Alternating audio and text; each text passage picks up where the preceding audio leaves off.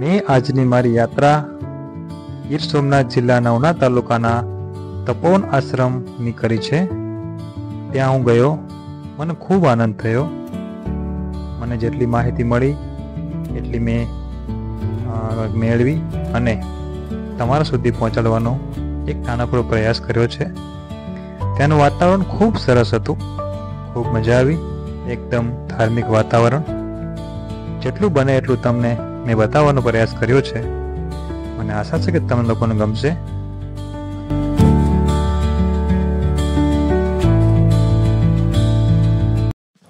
તો હલો મિત્રો, સ્વાગત છે તમારું હરેશની યાત્રામાં।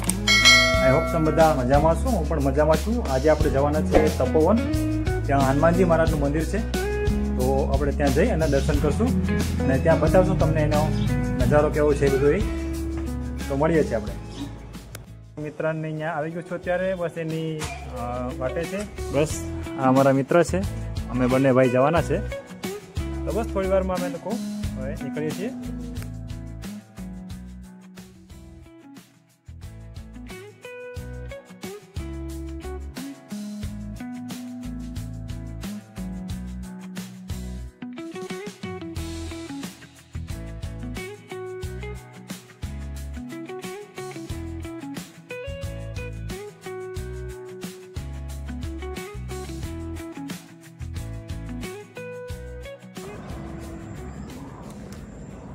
તો આપણે દાદાના દર્શન કરવા જઈએ છીએ।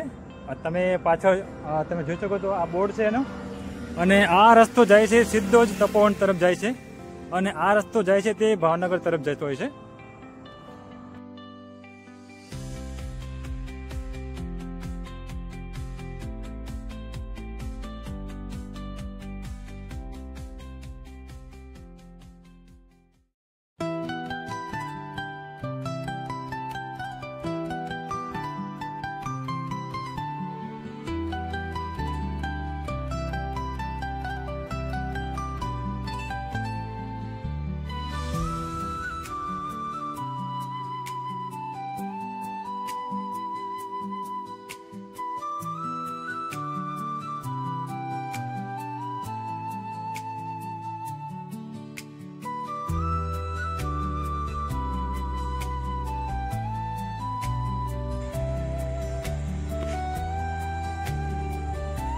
ભાગતી જિંદગીમાં થોડી શાંતિ માટેનું સ્થળ હોય ને, તો એ કોઈ ધાર્મિક સ્થળ છે અથવા એકદમ શાંત વાતાવરણની જગ્યા હોય ને, તો આપણે ત્યાં જઈએ ને એટલે એકદમ આપણને મજા આવી જતી હોય છે। અને એવામાં પણ જ્યારે રવિવાર હોય અને કહેવાય ને કે દોસ્તોનો સંગ હોય એટલે પછી મજા પડી જતી હોય છે। એવામાં જ હું એક જગ્યાએ આવ્યો છું, તમે જગ્યા જોઈ શકો છો। આ એ જ જગ્યા છે જ્યારે રવિવારે અમે લોકો મિત્રો બધા ઠેઠ ઉનાથી અહીંયા આવતા હતા, અને અમે લોકો અહીંયા ખાલી કેને બેઠવા માટે નહીં પણ ક્રિકેટ રમવા માટે આવતા હતા। આખું કેને ગામ મૂકી અને અમે લોકો અહીંયા રમવા માટે આવતા, એટલે અહીંયા અમારી ઘણી બધી યાદો છુપાયેલી છે।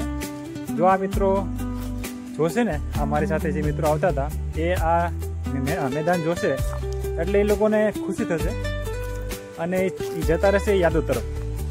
તો આ એ જ મેદાન છે।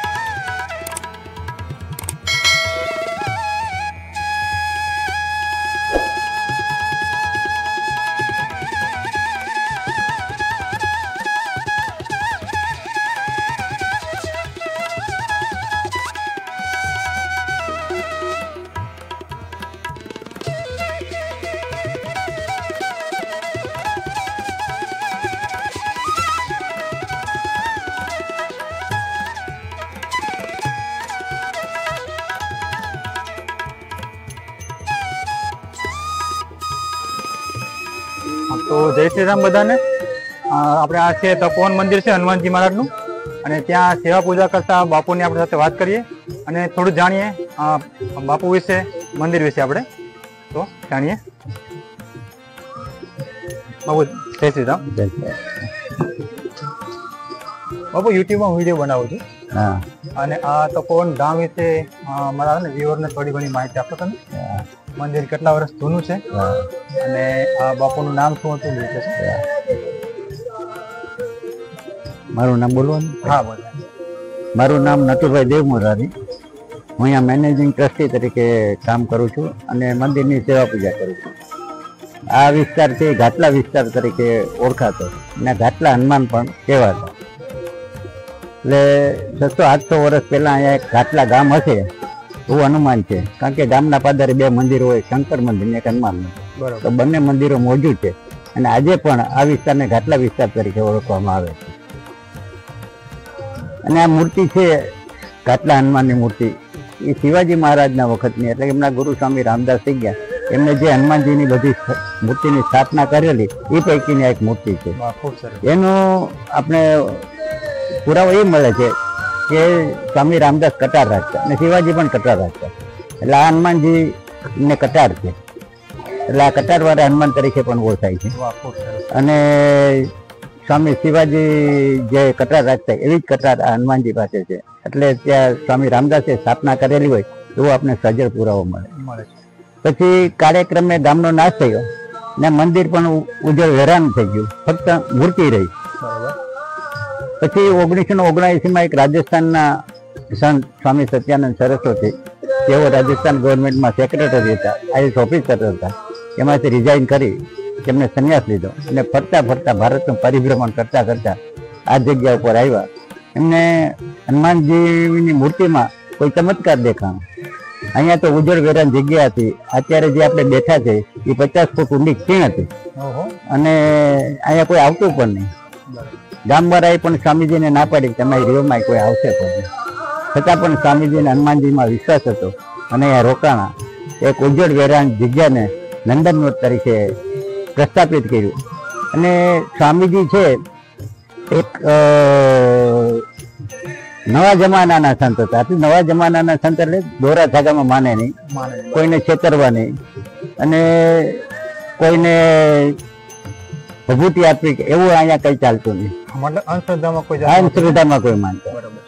સ્વામીજીને પાછળ કોઈ આવીને એમ કે ભાઈ મને આ તકલીફ છે, આ છે, તો સ્વામીજી એમ કે ડાયરેક્ટ હનુમાનજીને ડાયલિંગ કરો, એ તમારી આજે વાત કરશે, એક હનુમાન ચાલીસાનો પાઠ કરી દેજો, એટલે તમારું કામ થઈ જાય. પણ હું કાંઈ જાણતો નથી, જાણતા બધું પણ આવું એ ઉત્તર આપતા. એટલે એ કોઈ પ્રપંચમાં પડવા માંગતા નતા. એટલે ત્યાર પછી સ્વામીજી અહીંયા 79માં આવ્યા અને 2009માં સ્વામીજીએ આશ્રમમાંથી વિદાય લીધી અને એક રળિયામાં નંદનવન આશ્રમ કરી અને ઉના તાલુકાની પ્રજાને સમર્પિત કરીને અને પોતે પોતાના સ્વધામમાં પધાર્યા. મેં સાંભળ્યું હતું કે બાપુ છે ને મૌન વ્રત રાખતા હતા, તો એને કેટલા વર્ષ મૌન વ્રત રાખ્યું હતું? સ્વામીજી છે એ બાજુમાં એક સામતેર ગામ છે, ત્યાં એકાંત સાધના કરેલી, 108 રામાયણનું અનુષ્ઠાન કરેલું, અને ત્યાંથી રામાયણનું અનુષ્ઠાન કરીને પછી તેમને 1978માં મૌન વ્રત ધારણ કરી લીધું, અને આજીવન એમને મૌન હતું. એટલે મરણ સુધી તેમને પોતાનું મૌન જાળવ્યું. તો બાપુ આપણે આ તપોવનમાં છે ક્યાં ક્યાં પ્રોગ્રામો થાય છે? આપણે તપોવનમાં સ્વામીજી અમે 2 પ્રોગ્રામ અહીંયા સ્વામીજીએ નક્કી કરેલા છે, એક હનુમાન જયંતિ અને ગુરુ પૂર્ણિમા. બરાબર. હનુમાન જયંતિમાં પણ આશરે 7-8 હજાર માણસો અહીંયા પ્રસાદ લે છે. ગુરુ પૂર્ણિમામાં પણ એટલા માણસો પ્રસાદ લે. અત્યારે તો ગામે ગામ હનુમાન જયંતિ ગુરુ પૂર્ણિમાના ઉત્સવ મોટા મીંડા થવા એટલે થોડા માણસોનો ઘટાડો થયો ભોજ પ્રસાદ લેવામાં, પણ દર્શન કરવામાં તો એટલા જ માણસો આખા દિવસમાં આવે છે. અને હમણાં શનિવારે ખીચડી અને શાકનો પ્રસાદ હોય છે. હા. પછી અમારા જે ટ્રસ્ટના મેઇન ટ્રસ્ટી છે બુધાભાઈ પટેલ ભાવનગર વાળા, એમની ઈચ્છા હતી કે આપણે એક અન્નક્ષેત્ર ચાલુ કરીએ, પણ મેં એમને કીધું કે બપોરે કોઈ અન્નક્ષેત્રમાં આવે નહીં. એટલે મારા મગજમાં એક વિચાર ઘૂમતો હતો કે મુખ્ય ટ્રસ્ટી છે એનું આપણે કંઈક સૂચન કર્યું છે તો અમલ કરીએ. એટલે પછી 1 વર્ષથી અમે સાંજના જેટલા આરતીમાં દર્શન આવે અમને ખીચડી કઢી અને શાકનો પ્રસાદ આપીએ છીએ. આ રીતે એક અન્નક્ષેત્રનો પાયો નાખ્યો છે. બરાબર. તમે આ વિશે માહિતી આપી એ બદલ તમારો ખૂબ ખૂબ આભાર. સીતારામ, જય સિયારામ.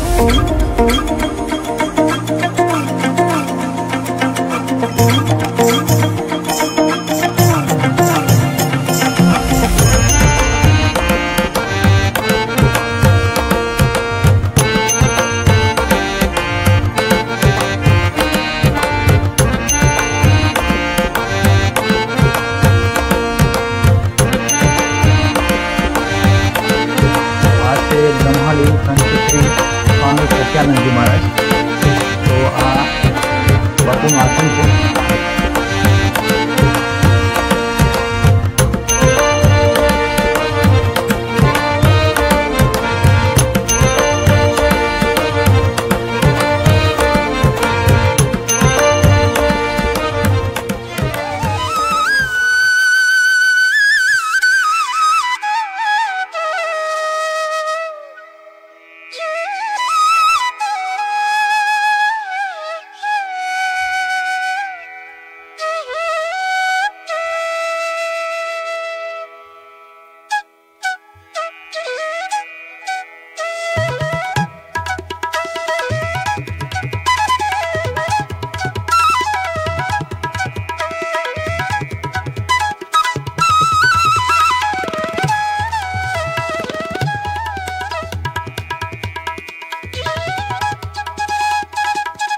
तो आज है शनिवार અને આજે લોકો દર્શન કરવા આવી ગયા છે અને સુંદરકાંડનો પાઠ, હનુમાન બાણ અને હનુમાન ચાલીસાનો પાઠ અત્યારે ચાલુ છે.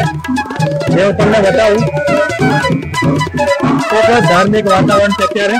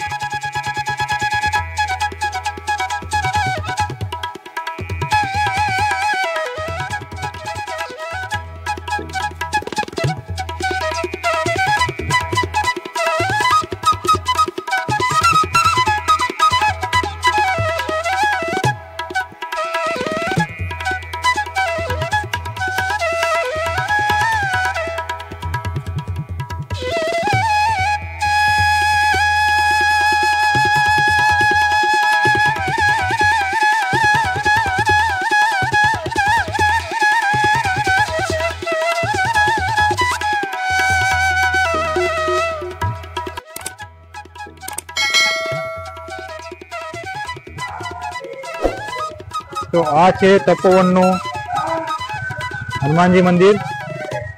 અત્યારે સાંજનો સમય છે અને લોકો દૂર દૂરથી દર્શન કરવા આવી રહ્યા છે. ખૂબ મજાનું વાતાવરણ છે